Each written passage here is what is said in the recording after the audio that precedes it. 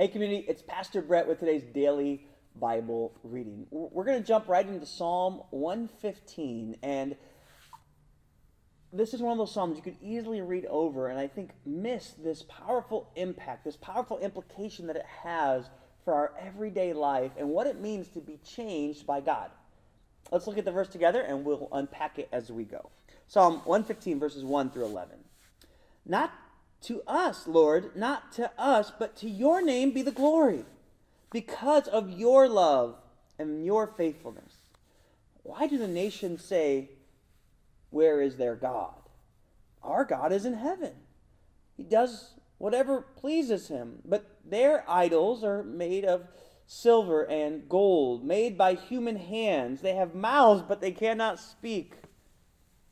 They have eyes, but they cannot see. They have ears, but they cannot hear. Noses, but they cannot smell. They have hands, but they cannot feel. Feet, but they can't walk. Nor can they utter a sound with their throats. Those who make them will be like them, and so will all who trust in them. All you Israelites, trust in the Lord. He is their help and shield. House of Aaron, trust in the Lord. He is their help and shield. You who fear him, trust in the Lord. He is their help and their shield. We have a contrast here between the God of Scripture and the idols, right? These false gods that are made in the culture. And I love the psalmist's description here, right? They have mouths, but they can't speak, eyes, but they can't hear.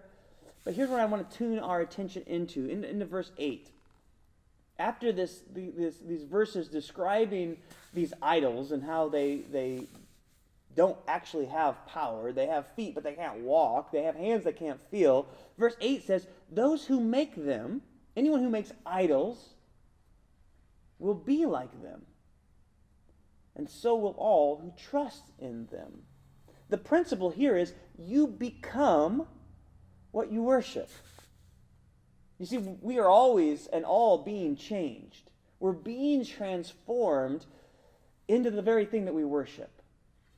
And that doesn't just have to happen here at church, right? Well, our hearts, I love how Augustine put it, our hearts are made to worship. We're going to find something to worship all the time. And for some of us, it's here in the church and it's oriented towards God, but sometimes we worship our money. Sometimes we worship our success, our status, our career, our family, our image, right? Those are all these little idols that are described here.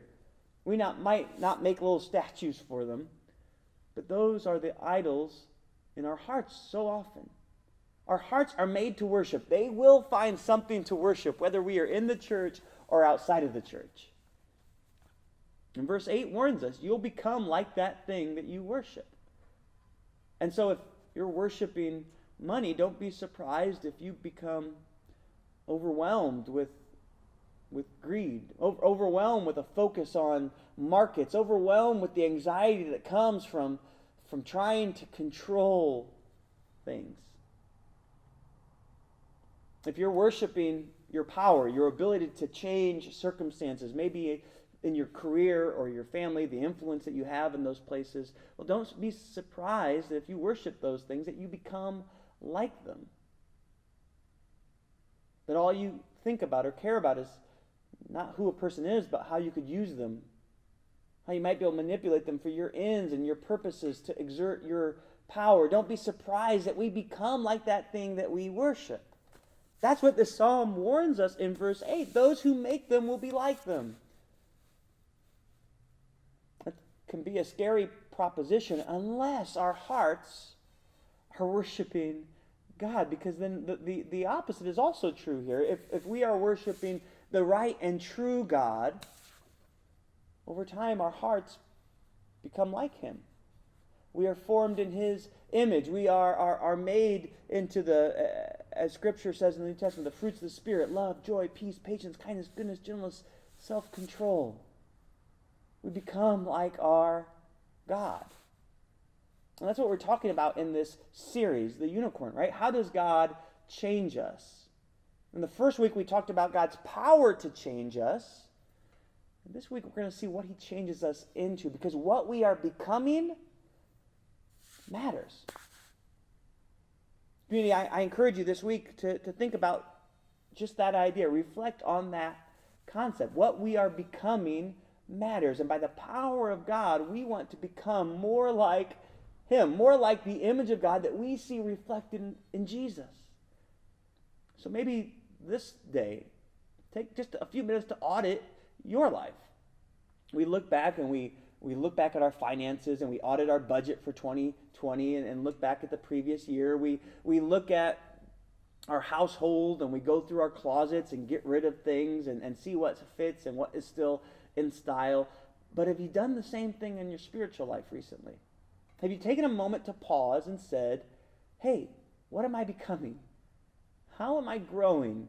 And what does that say about where my faith and my trust is, about the orientation of my worship? It might be a moment where we can pause and we need to, again, reorient our lives and our worship around the one thing that truly matters in this life. That we would know God and become like him for his glory in our lives and in our families, in our church, and our city. All right, community, have a great week, and I can't wait to connect with you this weekend. God bless.